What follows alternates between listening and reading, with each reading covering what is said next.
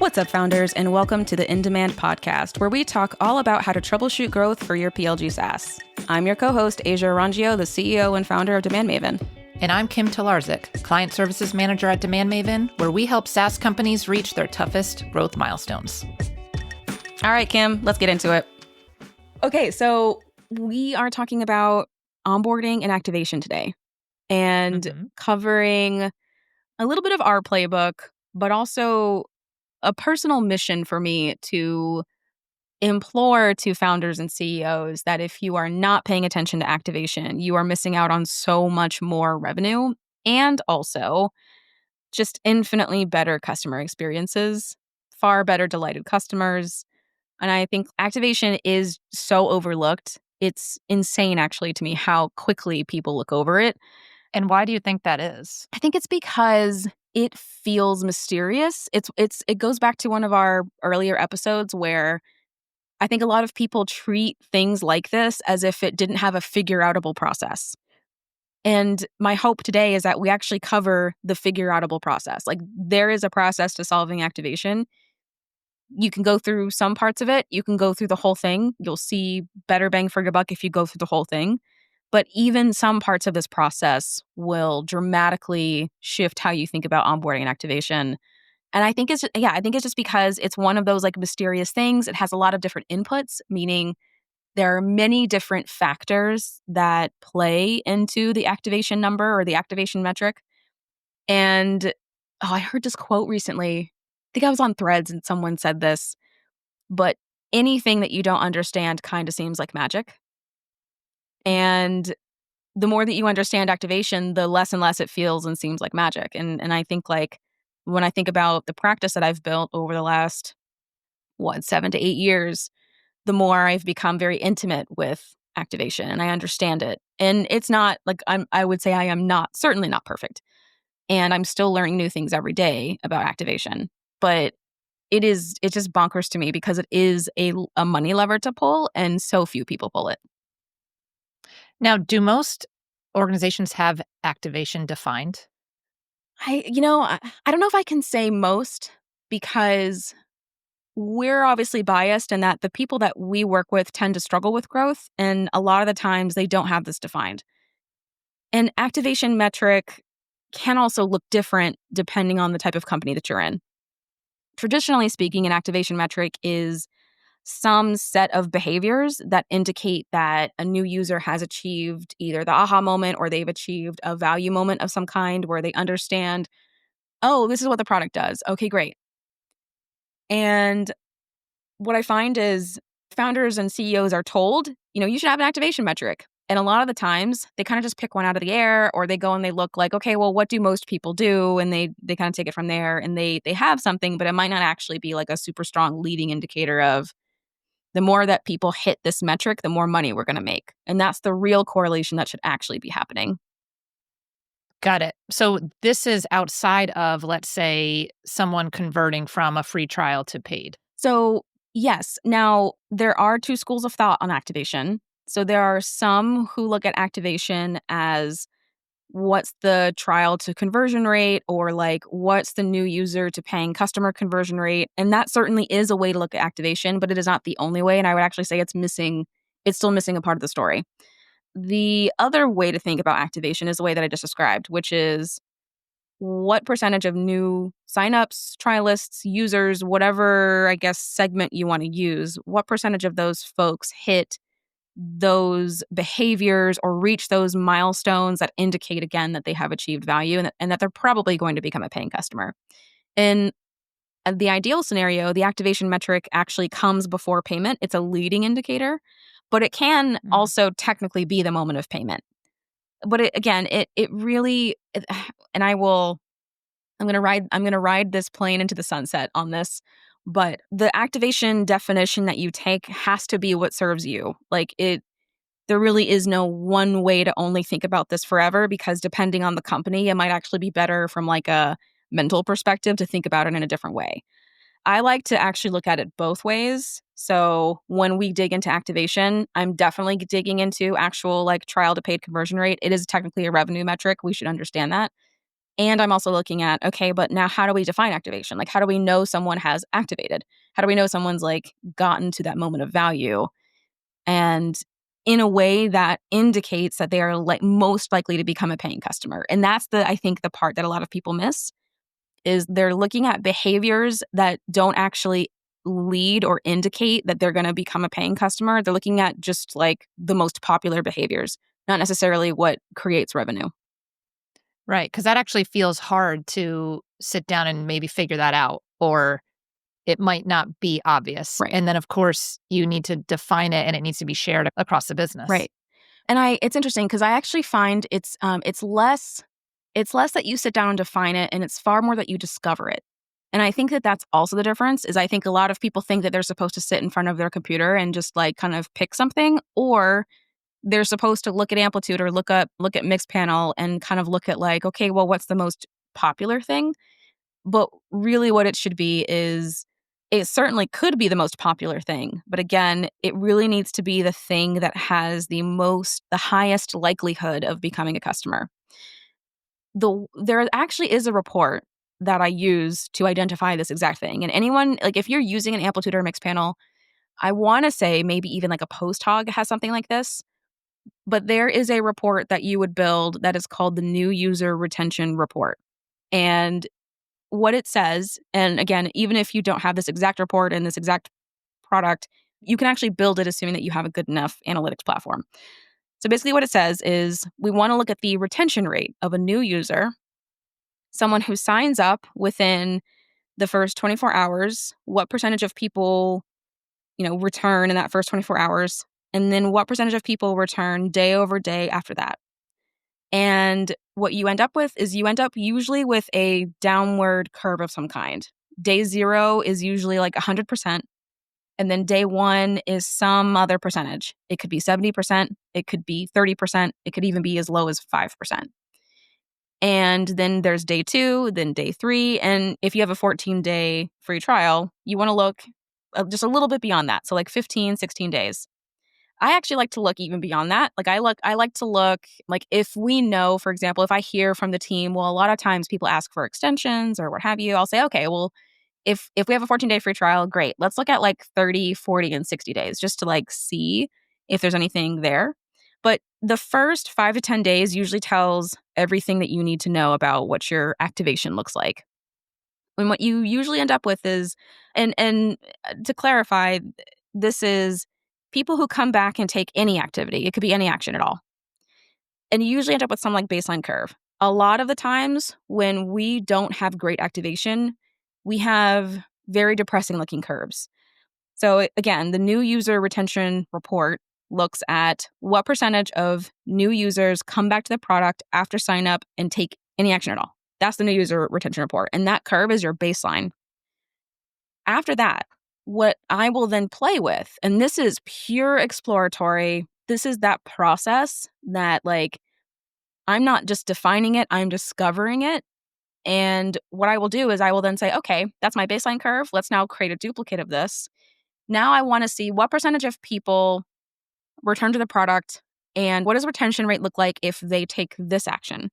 So it could be any product action. If you have a product that, you're supposed to go and build reports, okay, great. If they come back and they build a report, what does retention look like? If you have a product that translates product materials into other languages, okay, great. What percentage of people are retained if they translate a document or if they upload a document or if they, yada, yada, yada. There's all, depending on what your product is, you really want to start looking at like all the different possibilities. And it's intuitive. So we're not going to start with something super obscure and random. We're going to start with what we think probably people should be doing if they come into our product. And then we're going to go into more and more obscure territory over time, kind of like random people come in and do like reports or whatever, but let's just see. And you're going to see different retention rates. And the ones that are always the most intriguing to me are ones that have a relatively like higher volume, like comparatively speaking. So it's a good sample size. It's not just reporting on like 5 people, it's reporting on like several hundred. And it has very strong like day 1, day 2, day 3 retention. So anything above 50%, for example, would be considered very like that's a super strong indicator and if it has a high volume, that tells us that the people that do this, that's a very powerful moment of activation for them, or it seems to be at least. Right. Like that user is seeing some value. Exactly. More than More than likely. likely. It's very likely. You could add more to this analysis. Like you could certainly filter down into people who have become a paying customer and kind of reverse engineer a little bit of like what are the behaviors there. But that's kind of what we're looking at. And then anything that is, so let's say your baseline retention is very low. Like it's like day one, you retain maybe 10% of people. Like after the first day, like you retain a very low amount of people. But you go and you kind of like look at different product activities and you discover that, okay, well, if they do XYZ activity, it doesn't give us like 80% retention, but it gives us like 30% retention day one. That is still a net over net improvement over your baseline. So let's say it retains like 30% of people. Well, that's a 3x difference. We would still make improvements to head towards that direction. Like that's still a good indicator of like, okay, that's a worthy product behavior for us, for people to do. Right. And somewhere to start, maybe. It's somewhere to start. Exactly. So even if you're not seeing like, the super crazy retention numbers, anything that's better than your baseline, especially if it's a multiple of X, is a go in that direction. That's still a good sign. Because I've had some teams say, well, it's not 50%, but it's like, dog, your baseline retention is 5% after the first 24 hours. Yeah. Take that 10%. It's a 2x lift.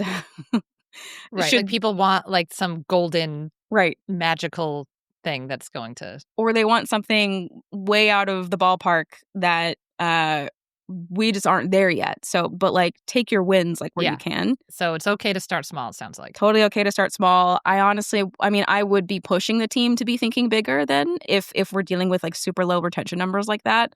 That to me says like, okay, we've got some work to do because something is happening. Like something is happening that we can't see and the numbers just won't ever be able to tell us, which is actually a perfect segue into the next thing that we look at. But that the new user retention report, that is one of the many reports that you could certainly look at. Of course, we're also looking at very basic funnels, things like when they sign up, what percentage of people take the ideal next step.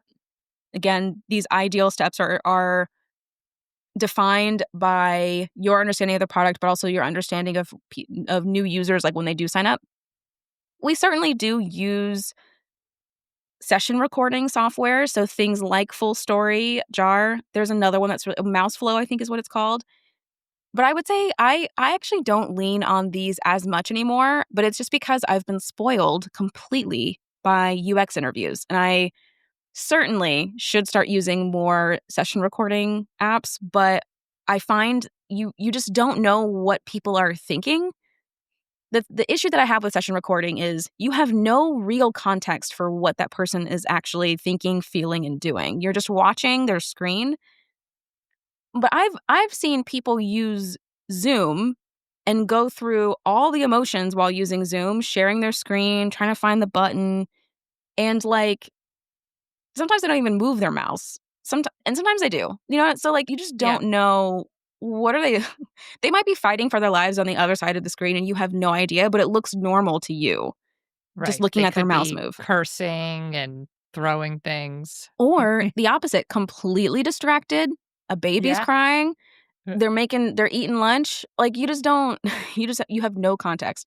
So that's kind of why I like session recordings like conceptually, but I don't love it if that's the only thing that I have to depend on. I would rather be like, you can take it back. I'd rather just run interviews. But that's also, I think, because of my comfort level with interviews. Like obviously I'm very comfortable with them. Right. Like I would rather watch a person actually use the product all day than try to guess what's happening in the session recording. So, but I will say, I do think that they have certainly a use. There's a lot of debate on like if that is helpful, if heat maps are helpful. Honestly, I think it's whatever ultimately helps you understand what's going on in the way that you can. But we do have to be a little bit careful about what our inputs are. So, like, what information do we take in? What do we like give value to versus not? I'm going to give value to the UX interview pretty much every time. Mm-hmm. Which brings me to the UX interview. So, whenever we start looking at activation, again, because this feels mysterious and it really, in my opinion, should not, and I think we should really tackle it more. The UX interview that we conduct, like if we know that we have an activation problem, I'm going to recommend like 3 to 5. You don't need that many. You just need 3 to 5. 3 to 5 activation interviews, UX interviews, where you are finding relatively qualified prospects. If you can't find perfectly qualified prospects, use proxies. Proxies is a fancy term for someone who's close enough to who you want to talk to. But find qualified prospects. There are 2 platforms that you can use: userinterviews.com, respondent.io. Those are the 2. There have only been a handful of times in the hundreds of companies that we've worked with now. There's only been a handful of times where we have not been able to find our audience on those platforms. 95% of you who are listening right now are going to find your audience on these platforms. I guarantee it. The only time oh, sorry, go ahead. So how are you finding them? There's a questionnaire, right? Like our survey you're creating. Right. So these platforms are marketplaces basically for research candidates. So you create a qualification form of some kind, and they promote it to their audience.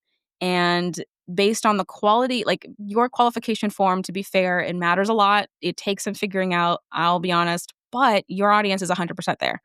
They just are. I think like there were only 2 or 3 times where we couldn't find the audience through that platform, and it was because we were trying to find a very niche, extremely niche. Like we're talking like brain surgeons in Arkansas. Niche. Like these people just aren't everywhere. You might as well just find them on LinkedIn and reach out to them. But all that to say, those 2 platforms are amazing for 95% of you. You put out your ad or whatever, you'll pay maybe like $100 per interview plus a gift card if they're professional. And you don't need 100 of them. You just need 3 to 5. And what you're going to have them do is you're going to have them sign up for your product, and you're going to give them a couple of missions. You're not going to tell them what to do. You're going to ask them how they would do it. So for example, let's say I'm using translation management because that's the top of mind for me right now. Let's say you have a translation management platform. Your platform translates documents. You're not going to say, I want you to click this button. You're not going to tell them literally like what to do on the screen. You're not going to say, click that button and then go here and then do that and then tell me what you thought about it. No. You're going to say, if you were to translate a document, how would you do that on the screen? That's what you're going to do. That's the secret, because telling the beef that I have with certain types of UX interviews is that you're literally telling them what to click. You're giving them instructions to follow. You're giving them instructions to follow rather than a prompt where they have to figure it out. And the secret sauce is watching them figure it out. And this is where you're going to get the most value, 100%. Again, you want 3 to 5 of these. They should be relatively qualified prospects. Otherwise, you're going to use a proxy, someone close enough, because UX is relatively universal, meaning like they don't have to be the exact type of person. Like it should be relatively close. Because again, software is relatively universal. Most people have experience with software. And even then, if it doesn't work for someone the way I see it, like if it doesn't work for someone who's maybe less tech savvy, then it like you're asking your actual real customers to do a lot of stretching, basically, is kind of the way that I see it. Hopefully that makes sense. But again, and you're going to give them prompts. You're not going to tell them how to do it. You're going to give them the high level goal. So let's say you provide attribution software. You're not going to say, okay, now set up a segment and now set up a thing and now do this. You're actually going to say, if you wanted to understand how to attribute something, how would you do that in this product on the screen? So you want to keep it high level as possible. You're not going to tell them what to click. You're going to give them a goal, a mission to complete, without describing to them how they're going to do it. And then you're going to watch them do it. Yeah. So they're sharing their screen. You're watching them do it. And then do these people ever are they getting stressed? Are they nervous because they're sharing their screen? Or, how are you then guiding them through this journey that you're taking them on? So I, at least like at the beginning of the interview, I like to de-escalate any embarrassment as soon as possible, of just being like, there are no right answers to what you're about to do. Like I like to just make it very clear that you're not trying to do this perfectly. You know what I mean? So the respondent, the interviewee, doesn't feel like, oh my God, I'm totally failing. The thing is that people want to be as nice as possible. And also, since you're paying them, they want to feel like, oh yeah, I'm getting paid to like do a good deed. That's kind of how the psychology of most people works. But you actually don't really want that. You kind of want to see where the gaps are and what's not confusing. And what I find is, yeah, like the respondent goes through the motions a lot. Like, I don't want to say that goes through the motions. It's more like they go through a lot of different types of things. Like, some things are really obvious and easy to some people, but some things are not. And what I want to implore to everybody who's listening is, just because you have paying customers of your product doesn't mean that everyone survives. Your customers are actually survivors. We call it survivor bias. The people who make it, we basically, we look at our customers and we say, oh, well, they made it, so the product must be fine. That's literally what happens. But that's actually not what happens in real life. So when you watch regular ass people use your product and you're actually there watching them, giving them missions to complete, not telling them how to do it, but how would you do this? How would you accomplish this mission? And actually watch them do it, you're going to find that they have a lot of struggle bus moments. There are things that are unclear. And also, you, the watcher, if you're watching this person do this, you have to also have a certain sense of resilience to not jump in and try to help them, which it takes a special kind of interviewee. It's rare that I've met a founder who's been able to be totally hands off and be like, usually the impulse is to be like, oh, well, go here and click that and do this. And it's like, oh, okay, like you're teaching the person. But the mission here is not like your product should be so freaking obvious and easy that you really don't have to do that much teaching. It truly is intuitive. And the thing is most customers blame themselves. Bob Moessa talks about this all the time. Customers blame themselves. They think that they're the problem. They don't think that you're the problem or that your product is the problem. They think that they're the problem. So they take it upon themselves to really teach themselves how to use it because, again, they're blaming themselves the entire time. They're taking the responsibility. But this is why it's survivor bias, because the more that your customer reacts that way, there's a whole other side of the coin of people who are like, this is too fucking hard, fuck this. Sorry for the F-bombs, but also not sorry, because that's literally what happens. It's all that to say. And so 3 to 5 feels low to me. I know. And it surprises people when I say that, but you really don't need that many. And it's because until you start making changes in the product, you're going to hear and see the same bumps along the road. And what we find is, after like that 5th UX interview, you already know what the speed bumps are. You already know what the just all out walls are. It's so painfully obvious now what needs to happen that you could keep doing it, but you're just gonna get the same data points back. So you might as well make some changes and then do more. Got it. That makes sense. Yeah. But what's interesting is, I love the UX interview process for activation specifically because of the emotional roller coaster that you go through. And the reason why people avoid this is because it's painful as hell to watch someone struggle bus through your product. The other thing too, and I've talked a lot about this in talks like at various conferences, but again, customers blame themselves for a lot of bad experiences. They think that they're the problem, but actually no, it's the software, it's the experience. It needs to be better anyway. But what's interesting is you have to watch what they're doing more than listen to what they're saying, because even if you ask them, was there anything difficult about uploading that document, or was there anything difficult about creating that report? A lot of the times people will they'll say verbally, no, it was so easy. But it's like, ma'am, I literally watched you struggle for your life. Like, you clicked 50 billion times all over this. You couldn't, just be honest, you couldn't figure it out, but it wasn't your fault. And that's the thing, is people think it's their fault. So they try to save face by being like, it was so easy.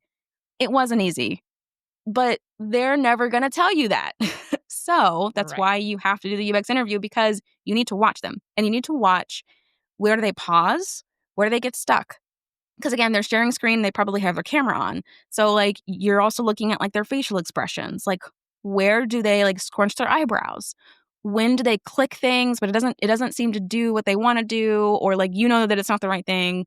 There's all kinds of things that play into this. And like, but you really got to watch their behavior, because again, they're probably going to tell you something different. Now, sometimes it is a little rare in my experience, but sometimes you actually do get people who are very cognizant and aware of what they're experiencing, and they actually do say, yeah, that was trash, or like, that was super hard and I don't know why it was super hard. And also like, this button's like, you might get people who are they're very aware, but they're also very like, they can very clearly and specifically describe like what the challenges are, and even like point on the screen and be like, yeah, this is weird.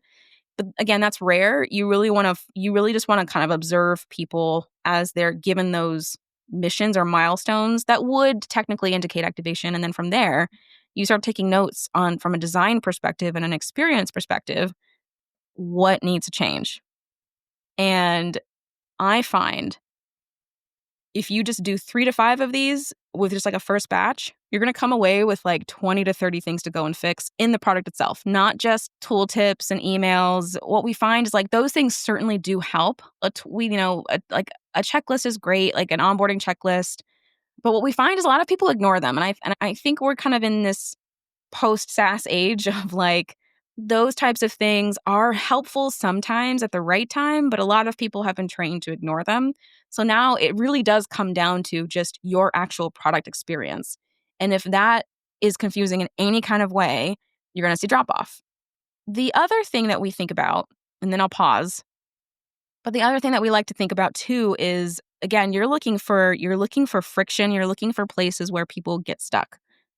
You're also looking for confusion. You're looking for these types of things. In the behavioral science world, we call those barriers. So there are different types of barriers. There's cognitive overload, meaning there's too much going on. Like there's too much on the screen. I have no idea what to focus on. There's also limited attention, meaning I'm focused on other things and not what's on the screen. And so you've got my limited attention. So if there's too much visually happening, not even like it's confusing, but more just we got to make sure that we're managing the attention spans of the people that we're working with and who are like actually signing up for the product. And then certainly confusion or unclear next steps where it's not that too much is happening or that you've got my limited attention. It's really more like I just don't know what to do next. Like it's unclear what the next steps are.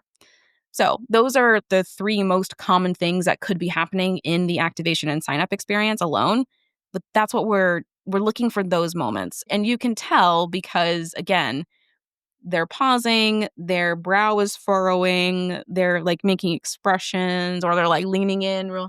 This happens a lot where they like lean in and like you don't even see their face anymore. You see that a lot with like older generations, but even younger ones.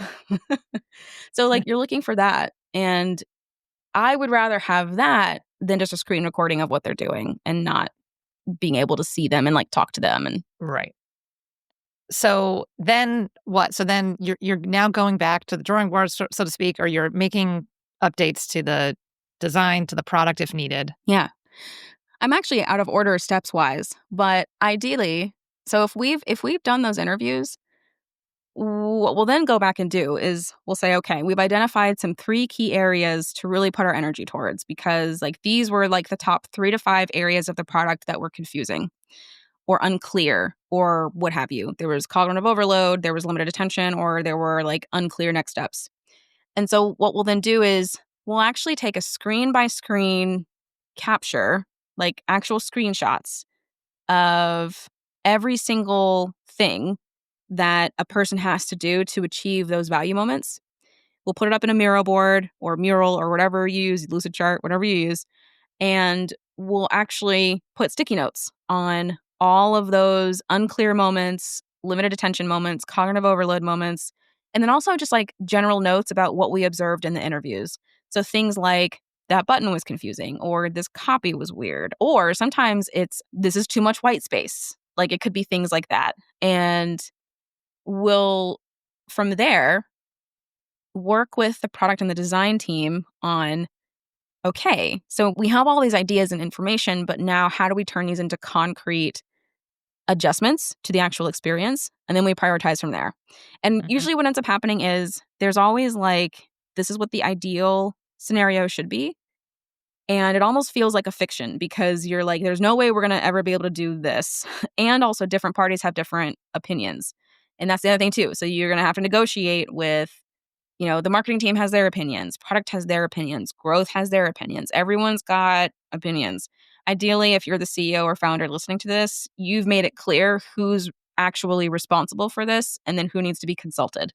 So really like either one person or one department or team has final say at the end of the day. Otherwise, you're going to end up in compromise land, which is really what ends up happening. So compromise land is okay, well, like we got all this data and we got all this feedback, but sales has this opinion, so I guess we'll just listen to sales. But like, okay, but maybe we'll get to do this other thing. That's compromise land. So you end up compromising with a lot of other teams, even though they might not have been part of the research. But ideally, your process leans a little bit more heavily on the qualitative and the quantitative feedback. So you can say, like, look, I have actual proof that this is a problem. And ideally, also, the team that is responsible for improving activation actually has the power to say yes or no, we're not doing that. Because, we literally have data that says, we shouldn't. Right. The more enterprise you go, the more you end up in compromise land. It is what it is. And I really wish it were not like that. But I think this is really where executive leadership needs to step in more and set, I think, stronger boundaries on certain things, because there's often proof about certain things working versus not working. So on the flip side, though, if your team is smaller, you have the beautiful, wonderful opportunity of not ending up in compromise land. And this is where I strive. This is where I really push teams to not end up. I'm like, please don't end up in compromise land, especially if you have a small team. If you're like a solo founder and you've got like 4 developers and like a marketing person, there's no reason for you to end up in compromise land. Yeah. So in that case, who's owning it? Is it the CEO? I mean, ideally, but I also find, depending on the organization, it could be, like I've seen it vary. It could be a head of product. It could be a head of growth. Sometimes it's marketing. But if you're going to create an activation committee of some kind, you're going to have to sort those politics first, if you especially are prone to that kind of thing, so you don't end up in compromise land. Because compromise land, what ends up happening is teams end up feeling like, oh, we spent all that time and energy doing activation, that doesn't work. But actually, no, like that version of activation, that original raw idea that you had probably was the best thing to do because it was the bigger swing or what have you. And it didn't really care about the politics as much. And that is likely going to be the thing that has the best and biggest impact. But if it gets too watered down, it's going to be watered down and you're not going to see the same level of results. And that's quite literally what happens. And it's not to say that other teams have bad intentions. It's far more that they may not understand the process, they may not understand the data that you're working with, and they may not understand fully why. And I think rarely it's that they don't care. It's usually just they just don't have all the information and insights and perspective that you do. So that's why it can be challenging in a much larger organization. But I will say that when companies, especially large ones, do get it right, it is an incredible thing to behold, because usually everyone is on board at that point with like, okay, so then any adjustments or changes you make are truly experiments, and it doesn't feel as political, but it can certainly happen. So that is like those are some of the things that we do. And there are also other things that we do as well. There are certainly, like, we work in the design process. Like, we are not designers, but we will work with a designer on, okay, here's maybe what the new onboarding experience should look like. There's also certain data collection pieces that we look at. So when someone signs up, you need to be able to ideally qualify them if at all possible. This depends on the level, of course, of your business. Like, if you're targeting consumers versus not, ideally we're collecting some amount of information. And if we can't collect it, can we enrich it? That's kind of where we get into like all the other different aspects of things. But then from there, it's really, what is the version of onboarding activation that we can all agree on and get momentum behind that doesn't end up in compromise land, which again is usually a super watered down version of what you had that would have been way better and more impactful, but it gets watered down so much that it just doesn't like actually land. Yeah. What about differences between product-led versus sales-led organizations? Yeah, good question. So onboarding activation, it's funny because like even if you're sales-led, you should still care quite a lot, because you could be looking at pretty nasty, like 12-month churn, if it, like, assuming that you're selling like an annual deal. So what we find with, okay, so there's product-led growth and there's sales-led growth. There are 2 go-to-market motions. I won't spend too much time describing them in detail here for obvious reasons, but product-led growth, the assumption here is that there is some self-serve experience that users can leverage to understand and learn the product and get a feel for it before deciding to buy it. There are different mini models inside of PLG self-serve. So there's also like sales assisted PLG, which is like you still get access to the product. You can onboard yourself. You can even buy by yourself. But if you wanted access to a salesperson, you could get one. We call it the sales assisted. And then there's the opposite side of the model, which is sales led, meaning you are not able to get access to the product unless you talk to a salesperson. Like that's generally like the concept. Product led growth, different story. You can just access it. If you are PLG, if you are purely self serve, if you're sales assisted, whatever version you are, you're going to care a lot about activation, or at least you should, because a salesperson is not walking someone through the product. And the other thing to think about too is if it's self-serve, the first experience or touch point someone has with your brand probably will be your product. So even if they never talk to a salesperson, you're going to care a lot, or you should at least, because your product experience really has to do the selling. And if it's not doing the selling, you need to depend on a salesperson if that's the case. But in the world of software, we should all care about creating good software. The reality is very different. there are still people to this day buying enterprise software, for example, that like people still buy Salesforce, even though it is the worst experience known to man. Don't come for me, Salesforce, actually. But people still buy it, and it's it has a value add that is worth more than the experience of the product itself. And in those scenarios, you might actually lose money by trying to improve the experience because people buy it anyway, and because they have to in certain scenarios. That experience is not. I do not envy those designers at all. Right. But when it comes to maybe you're not selling enterprise software, you probably need to care a lot about your experience, especially if it's something that you can replace relatively easily. It doesn't get super embedded. Like companies, enterprise organizations that buy Salesforce today probably can't rip it out tomorrow. Yeah. I think actually I think my mom was actually complaining about this because her company was thinking about making everyone use Salesforce, and then and then they did not. And she was like, thank God. Like she was like so relieved because she had seen it before and was just like, please no. And it's a huge organization, like hundreds of thousands of employees, huge, global. And so it was gonna roll out to everybody, and everyone was like begging to not. What were they going to replace? A homegrown Oh, system, which wow. still exists today. Some companies still do it.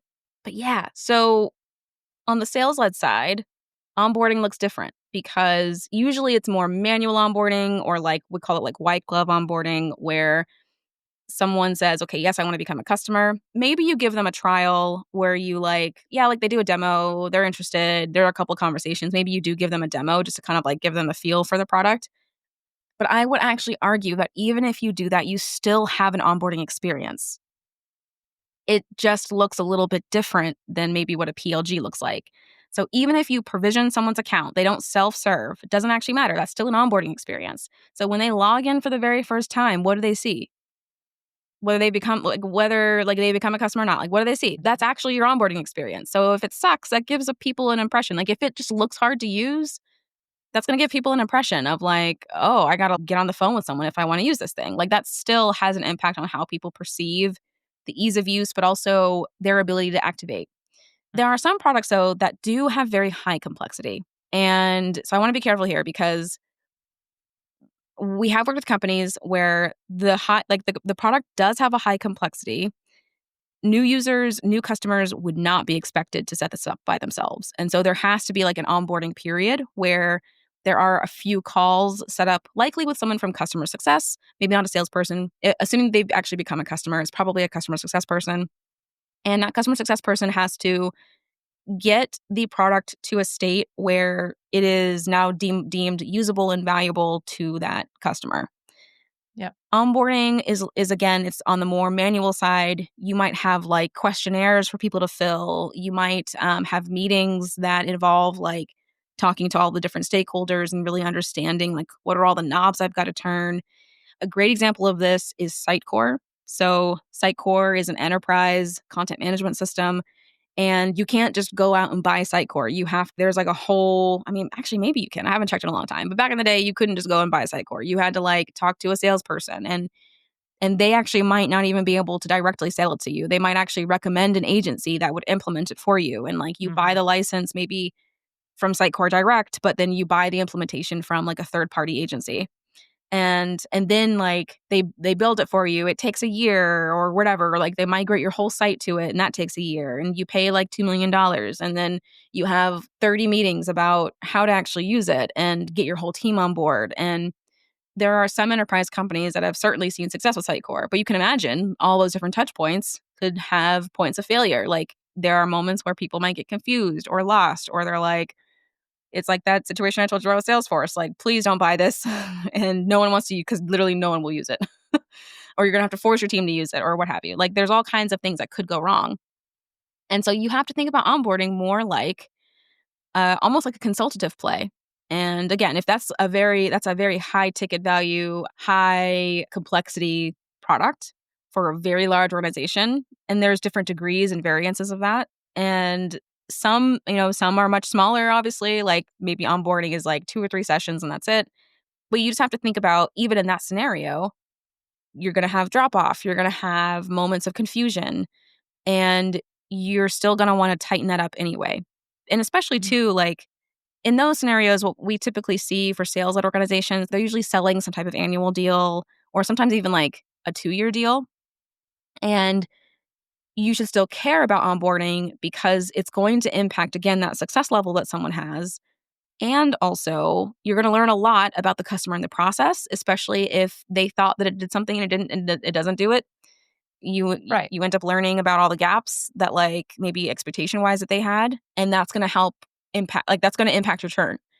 And your time horizon might be longer, like if you have that 1 year or 2-year plan, Right. that you're looking across data across a longer amount of time, Right. but it still applies. Exactly. And so, even though you're not self-serve, you still have to care about product experience, and that is a huge reason why. Now, I think a lot of sales-led organizations get a little lazy because in their minds, they're like, "Oh, well, we don't have to worry about this until 1 to 2 years from now."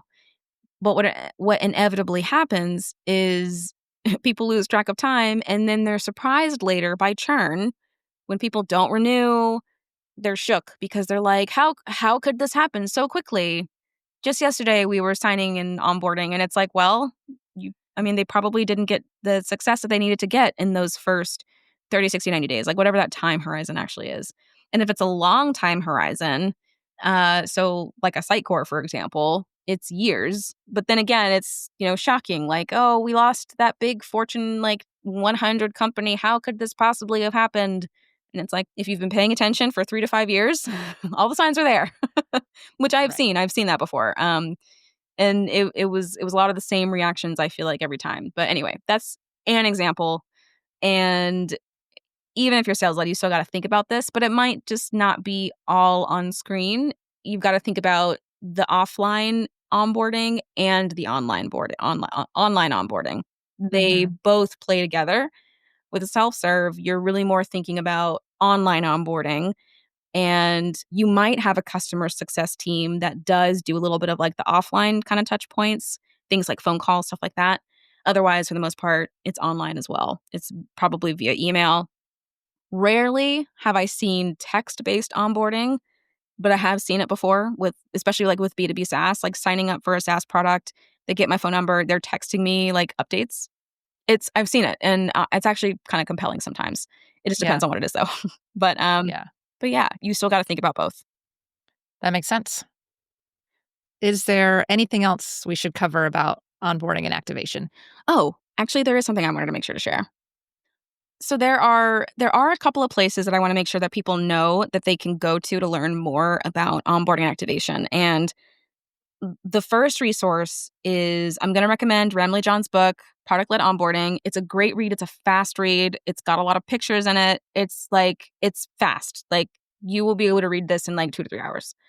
And we do leverage a lot of what Ramley recommends. And um, so it's not, just, I'm not an activation genius. I have learned from other activation and growth geniuses. And so Yes. what I think is really fun though is I love applying what I learn, and that's what motivates me the most. So learning new things from folks and then applying it is like one of my greatest joys and passions. And product-led onboarding is a great example of learning what to look for and then applying it. Now, there are some things that we don't do that Ramley recommends, but it's just more contextual. Uh, but that's a great read. The other person that I often look to, at least when it comes to, I love his onboarding teardowns, but Samuel Hulick of useronboard.com, another excellent resource. I love watching the teardowns. It's funny because the more I learn about activation, the more, and I apply things myself, of course, you start to develop like your own perspectives. And what I really like about Sam in particular is how different his perspective is from mine. And so that's what I just appreciate his perspective on things. Even if we don't always agree on everything, I still like knowing how he thinks. So, Yeah. In what ways yeah, is his so perspective different? so funny cuz like the thing that comes to mind is I actually if you are B2B PLG self-serve, I think that you should have some type of pre-qualification form of some kind, like when someone signs up. Now, I'm not talking like 10 questions. I'm talking like add like 2 to 3 questions to your sign up flow because my angst when it comes to bootstrap founders trying to do activation themselves is they've been told their whole lives have the simplest form ever, just name an email address. But I find that to be deeply frustrating because when you're a growth person trying to figure out like who the best paying customer is, what people actually want out of the product, unless you talk to them, you just don't know. And so what I recommend is okay, well, name an email address, fine. We obviously need that. But like can we add like 2 to 3 extra questions to get the data that we would need to make good informed business decisions on who this audience is? Because 9 times out of 10, if a founder's never worked with a growth person before, which at least in the bootstrap world can be pretty often, what ends up happening is we're like, okay, well, what percentage of your trial sign up pipeline is qualified? And no one has the answer, and that's a problem because if only 10% of it is qualified and 90% of it is not, that tells me that we're acquiring the wrong users and the wrong traffic and blah, blah, blah. And there's so many other things too that it impacts. Like that data impacts not just activation and acquisition, but it impacts churn as well. Like how many founders can actually say, oh, yeah, like this is what our qualified churn looks like and this is what our unqualified churn looks like. It's rare. I don't think I've met a founder who's had those two metrics. Literally, like the last time I saw those metrics were when I was on the board of Moz. And Mhm. you need those metrics. Like eventually, like you mature to a certain state where like you need those numbers. And the only way to know is to qualify your users. But Sam disagrees with this. He very much, and actually I got to update my thinking on this too because he might actually only disagree with this in certain contexts. But from what I've seen of his work, he's on the camp of like no, reduce friction as much as possible. And I'm Yeah. of the camp of like, well, some friction act is okay if it Yeah. means we And can make better decisions later. it does seem like that is a little bit old school, or could be maybe just, and yes, less friction makes sense. But in some cases, especially PLG SaaS, it does make sense, I think, to add a few more questions, and it doesn't necessarily cause so much friction that you're going to deter a bunch of people. Yeah, but I have not. That was a few years ago that I remember seeing that from user on board at least, and so he might have updated his position. He also might only feel that way about certain scenarios. So to be fair, I don't have all the context here, but Yeah, yeah. But I do remember being like, I was surprised by that because I was like, oh, like I just don't know how we would, unless you retroactively qualify people, like using like an enrichment tool. It's actually really hard to get good data on who people are, especially like if they use like a Gmail address. So my whole thing was like, yeah, like I could see how that could be annoying, but when it comes to being able to make like good decisions, we need that data because otherwise you end up kind of like spinning your wheels a little bit because you basically treat every user as if they were a good user, but that's actually not true. Not every user is going to be a qualified user. They're just not. Right. Otherwise, like this whole this whole growth thing would be so easy. Like if everybody was just qualified, but they're not. So you need a way to understand to what degree are they qualified, what percentage of them are qualified, and then how many people who become customers were actually qualified based on like our own understanding of the data. And but I also think it just does different things. Like it impacts different ways that you think about your funnel and like your growth model in general because it can be questioned. And I think the people that you think are qualified actually might not be accurate. So that's happened before too, where we come in and we're kind of like, oh, it seems like your qualified user looks like this. But when we actually got the data, we were like, actually, seems like a better user is over here and they're making you more money. And so that's also why we measure and track that kind of thing. I was just going to say, any other resources that you like for onboarding and activation? Yeah, it's funny. I used to recommend Reforge for people who really are like if you are not a founder, and even if you are a founder, you can certainly look at Reforge.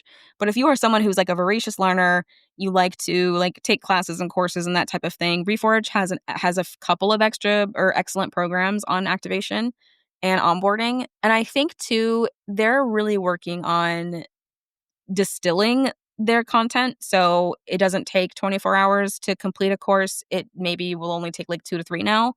So I think that they're working on that. They know that that's like a challenge, I guess, for new users. But you can buy their course material for a very reasonable rate. I think it's like $1,000 a year is what it used to be. They have excellent content on this, and I've learned a lot from them as well. But otherwise, Ramley's book is a quick read. You can learn so much from that. I can't remember if he talks about UX interviews, but that is something that I would add to that process. So you could totally follow Ramley's process. I would add UX interviews to it because I think that really gives you like the juicy details of what's really going on. Mm. But I think his overall process is an excellent one. Nice. Anything else we didn't cover? I think if there was any parting wisdom, I would just remember that if you're a founder and you're listening to this, your customers are survivors. And everyone else who does not become a customer was not a survivor, even if they were qualified. So you can't look at your customers and assume that just because you have customers that your activation is amazing and is perfect and there's nothing wrong with it. Because again, they're survivors. And we are so prone to survivor bias. We assume that if people made it, it must be fine.